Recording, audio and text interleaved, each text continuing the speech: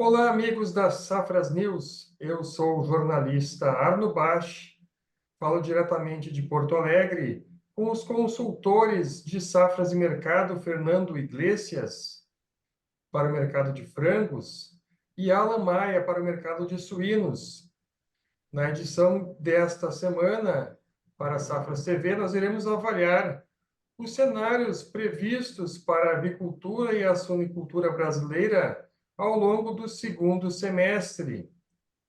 Eu lembro você, assinante, que para ter mais informações sobre safras e mercado, é possível consultá-las através do site de Safras, em safras.com.br. Lá também é possível obter uma demonstração gratuita da plataforma Safras, a mais completa plataforma de informações do agro brasileiro internacional. Você também pode ficar ligado às informações de Safras através dos nossos vídeos no YouTube e no canal de Safras. Inscreva-se no nosso canal, assine as notificações para cada dia receber um novo vídeo dos mais diversos produtos e segmentos cobertos por Safras Mercado. Bom dia, Alan. Bom dia, Fernando. Tudo bem com vocês? Bom dia, é um prazer estar aqui em mais uma edição. Oi, Arno, bom dia, tudo bem também? Prazer estar aqui no Safras TV. Tá joia. Bom, começando então pelo Fernando, para a gente começar pela avicultura, Fernando. O que pode se dizer nesse momento do mercado? O que pode se esperar para o mercado de frango, tanto no cenário brasileiro como internacional, no segundo semestre, Fernando?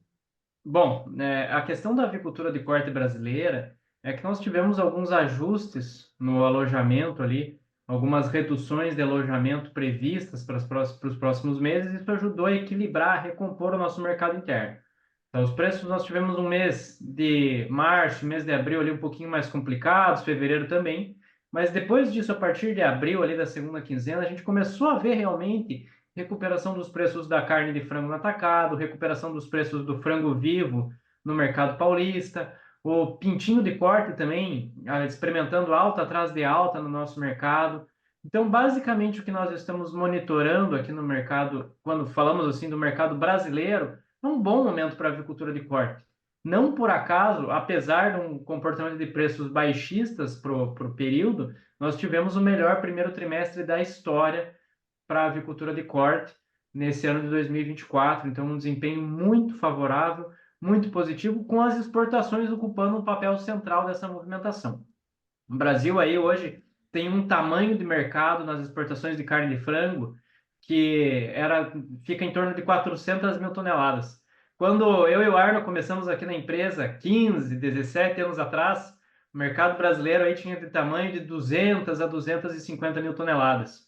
Então, o Brasil evoluiu muito nas vendas de carne de frango, conseguimos entender muito a demanda global, temos aí uma competitividade muito grande, capacidade produtiva, biosseguridade. Então, o Brasil hoje segue e seguirá como melhor alternativa de fornecimento global de carne de frango.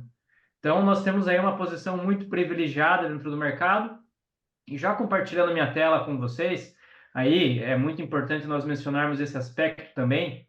Os preços que estão sendo pagos pelas proteínas de origem animal do Brasil, eles estão deprimidos ainda. Mas nós temos uma variável que muda um pouquinho essa dinâmica de mercado, torna as nossas exportações mais atraentes, que é o câmbio. Vou até mostrar aqui, vou compartilhar a tela. Aqui na nossa plataforma, na plataforma Safras, temos aí também as informações de mercado financeiro, de câmbio, para quem quiser acompanhar, tá? Câmbio bastante, o real bastante desvalorizado nos últimos dias. O que acontece? A questão fiscal brasileira agora está no centro da discussão. Ontem nós tivemos uma decisão unânime do Copom, então o mercado assimilou isso como uma boa notícia, né? A manutenção da taxa básica de juros foi uma boa notícia. E agora nós temos um câmbio aí, mas ainda assim um câmbio trabalhando acima de 5,40. Quando nós abrimos o ano, o nosso câmbio estava ali 4,90. A realidade de você exportar proteínas de origem commodities, né, de uma maneira geral, a 4,90 e a 5,40 é outra realidade.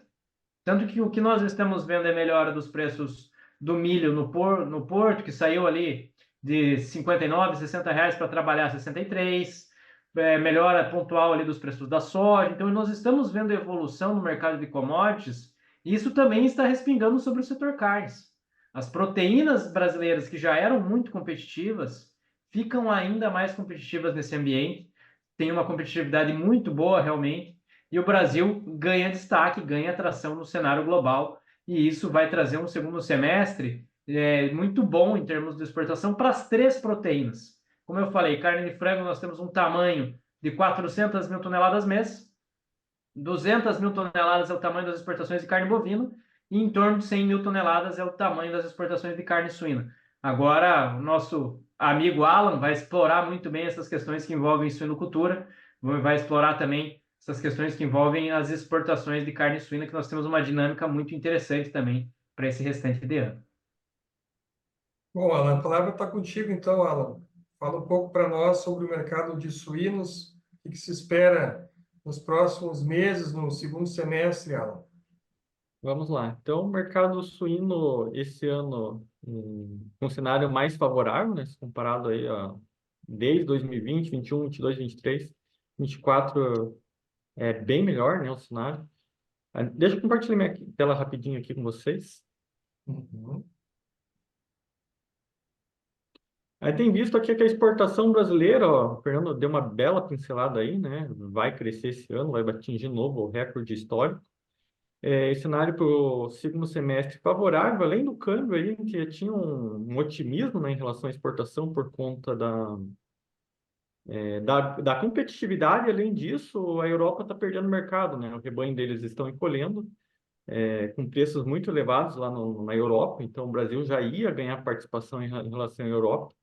Essa semana saiu a notícia que a China está investigando a Europa, né, em relação a dumping, né? Se por acaso a China tarifar a carne suína a europeia, o Brasil vai ganhar mais competitividade ainda e tende a avançar mais ainda a exportação. Esses números podem melhorar um pouco mais, né? A China Certo. hoje ainda está comprando pouco, né?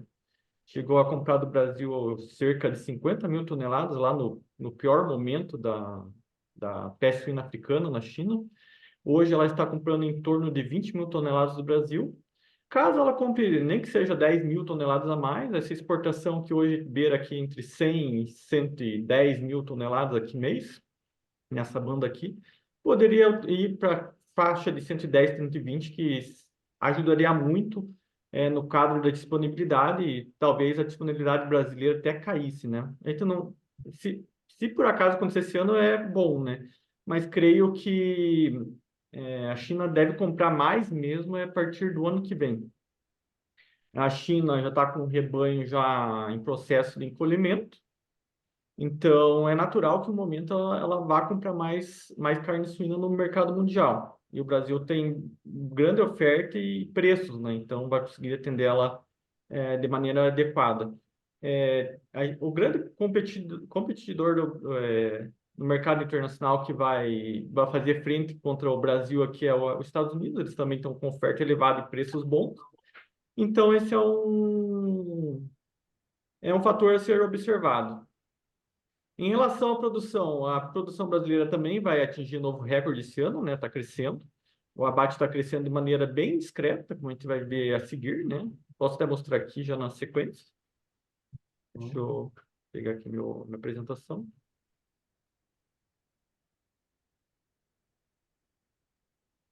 A gente vê que esse ano, 2024, 2023, o abate brasileiro vai crescer 0,66%, né? Já está desacelerando aqui, se comparado a 23, 22, que cresceu acima de 2%.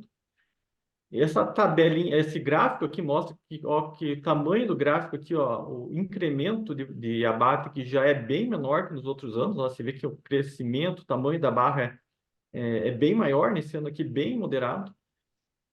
A produção esse ano cresce um pouco mais que acima da porcentagem do abate, porque o peso médio também está um pouquinho acima por conta do custo de produção. Esse Certo. é um grande ponto, né?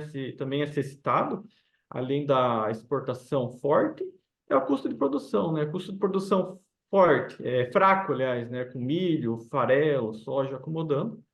Então, preços no Brasil também, a certo ponto, podem flertar novas altas aí no segundo semestre, né? A gente vai ter entrada do inverno, onde o consumo tende a ser maior, e depois também a gente tem a demanda ali de final de ano e os preparativos da indústria para o final do ano. Então, a tendência de elevação do preço da carne suína no segundo semestre até dezembro e custo mais fraco. Então, isso deve levar à lucratividade da atividade.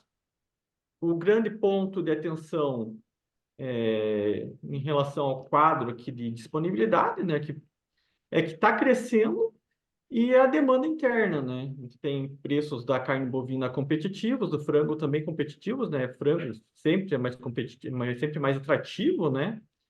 E isso é um ponto de atenção. A economia brasileira aí, até certo ponto, a inflação ainda está controlada, mas os economistas já veem uma desancoragem da inflação futura, então esse é um ponto que pode impactar o consumo.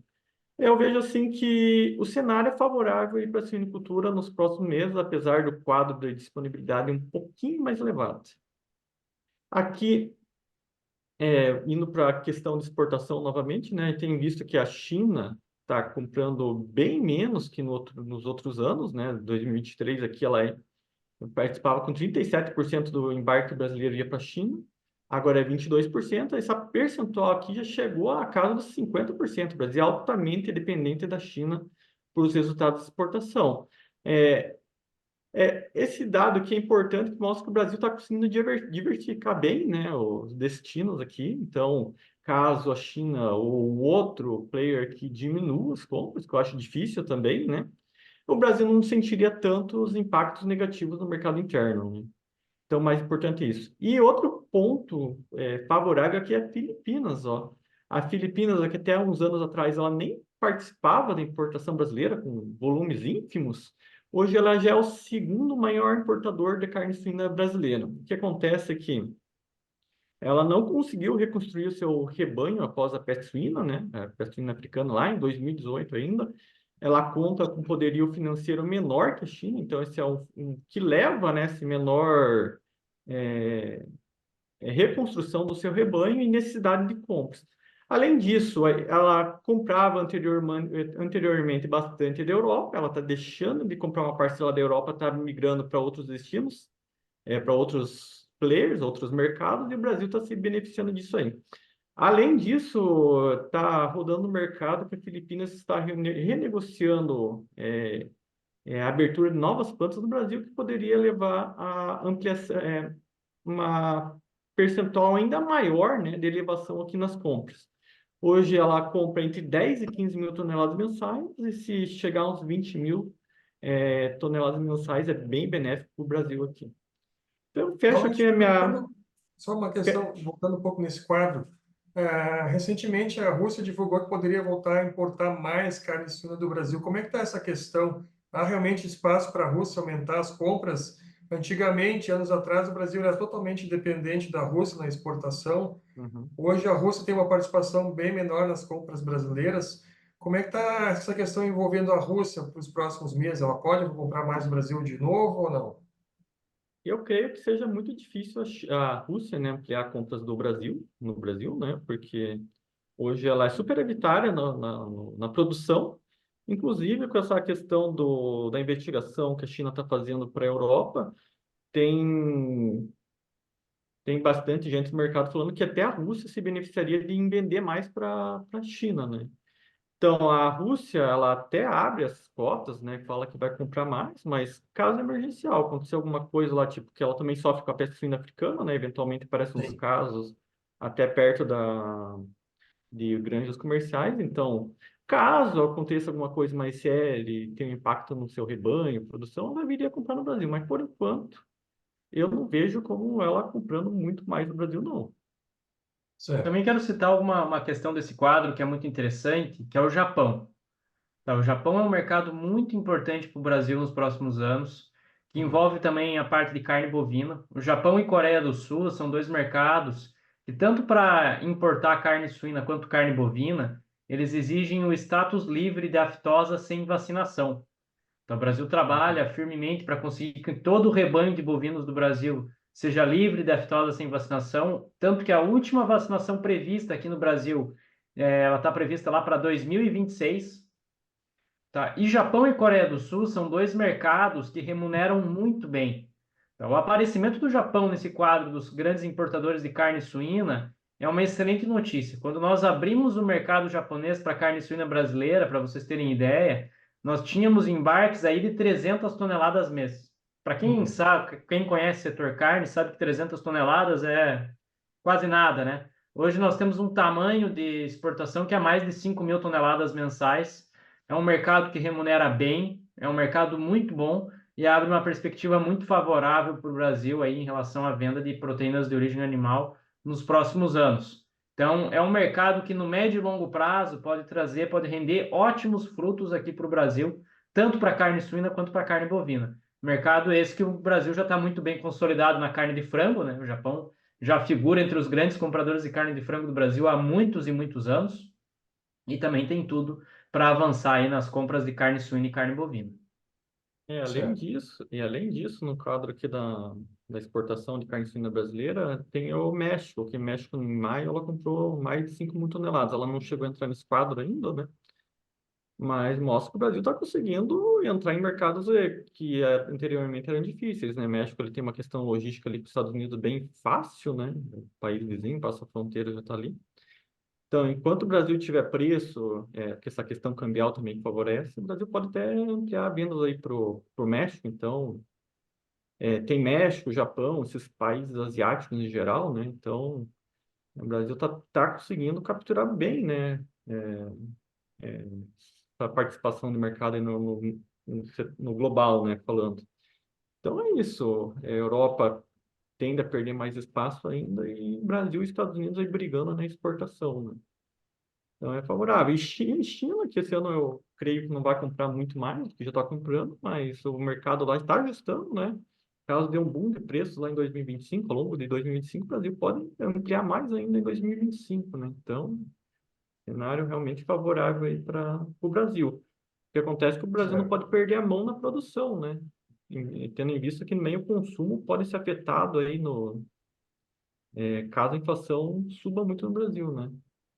Por enquanto Exato. cometido, mas tem economistas falando que pode dar uma acelerada aí. Então, no mais é isso. Certo. Eu queria voltar um ponto a discutir com você sobre a questão sanitária, né? Acho que é um ponto importante porque o Brasil, nos últimos meses, ele conseguiu controlar, assim, de alguma forma, os casos em aves selvagens de influenza aviária. Nós temos atualmente 166 casos no Brasil, um número que pouco mudou nos últimos 2 meses, com 2 novas confirmações, Fernando. Eu queria ver contigo como é que está esse cenário para exportação do Brasil, com a influenza aviária pegando forte de novo na Europa, em países como a Austrália também, né? Sobre essa questão, o Brasil tem mais espaço ainda para crescer nesses mercados afetados pela influenza aviária? Bom, o Brasil hoje se destaca muito nas questões de biosseguridade. Hoje o Brasil é referência mundial, né, em questões de sanidade animal. Isso é fato, e não só para a avicultura, tá? A suinocultura brasileira também é muito competente nesse sentido, assim como a bovinocultura de corte. Então, quando nós olhamos para isso, o cenário dos grandes players, nós temos os Estados Unidos, que inclusive tem influenza aviária em gado leiteiro. Nós temos na Europa graves dificuldades em conter a influenza aviária. A África do Sul também teve problemas no ano passado, esse ano está um pouquinho mais controlado. Então, nós temos grandes produtores de carne de frango enfrentando muita dificuldade. E isso abre espaço realmente para a carne de frango brasileira. É mais um diferencial. Tá? O Brasil já tem grandes diferenciais, aí, com uma competitividade imensa, capacidade produtiva, entendimento da demanda global. Hoje, o Brasil sabe muito bem o que o consumidor chinês procura, sabe muito bem o que o consumidor europeu quer, sabe como atender a demanda do Oriente Médio, sabe como atender a demanda do México. Então, nós entendemos o que cada consumidor quer e temos a condição de atender essa demanda, atender essas necessidades. Então, o Brasil ele vai se mantendo na liderança com folga na exportação de carne de frango e de carne bovina, tanto que hoje 1/3 da corrente de comércio global de carne de frango é de frango brasileiro, tá? E 1/4 da corrente de comércio global da carne bovina é de carne bovina brasileira. Para carne suína, o Brasil vai trabalhando, vai crescendo, passamos o Canadá, né? Vamos continuar evoluindo e estamos ganhando mercado em relação à Europa. O Brasil, ao longo dessa década, vai se consolidando como grande fornecedor de proteínas de origem animal, vai se consolidando como grande potência do setor carnes junto dos Estados Unidos, só que com um diferencial. O Brasil vai focar muito nas exportações. Os Estados Unidos, por uma questão bastante lógica, vai focar no seu mercado interno. O mercado interno norte-americano é gigantesco. Então, né, atender mercado interno acaba virando uma prioridade máxima para os Estados Unidos, né? Então, basicamente, quando a gente olha para os nossos grandes concorrentes, o Brasil aí está ganhando vantagem, está ganhando espaço na comparação aos nossos outros mercados e vamos conseguir aí evoluir ainda mais no decorrer dessa década. O trabalho de abertura de novos mercados é muito bem feito, tem que elogiar mesmo o trabalho da BPA, da ABIEC, das outras organizações que regem o setor, do próprio Ministério da Agricultura, e isso não só de hoje, né? Vem desde 2019 que esse trabalho é muito bem feito, então transcende até questões governamentais, faz muito tempo que o Brasil vai conseguindo ganhar espaço no mercado internacional. Então é um momento fantástico para o setor carnes brasileiro, e mais fantástico ainda com um câmbio tão desvalorizado, né? Isso torna o produto brasileiro mais competitivo e melhora a nossa taxa de conversão. Então, Pois é, se torna agora mais para rentável. finalizar, justamente tocar nesse ponto câmbio, né? Vocês acham que o Brasil pode trabalhar com esse câmbio no patamar atual nos próximos meses, ou o câmbio chega a estabilizar um pouco mais de agora em diante, com essa tendência de estabilização da taxa de juros, sem novos cortes, sem, talvez com isso, um controle maior da inflação no país, o dólar tende a se estabilizar ou tende a seguir nessa ascensão frente ao real? O que vocês acham? Bom, tem uma série de questões que vão interferir no câmbio, né? Tem uma série de questões aí. Primeiro, a nossa questão fiscal é extremamente problemática, apesar de uma política monetária, né, já sinalizando ali para uma outra movimentação, mas o nosso fiscal é o grande problema. A nossa estrutura, a máquina pública tem um inchaço evidente da máquina pública, não há um projeto consistente de contenção de gastos, né? Uma política fiscal bem expansionista, há uma necessidade do governo criar novas fontes de arrecadação, tanto que nós tivemos aquela bomba do PIS/COFINS recentemente, né? Foi revertido, mas isso gerou uma série de transtornos dentro do agronegócio brasileiro. Então, e fora a nossa questão fiscal, tem que pensar em todo o contexto geopolítico.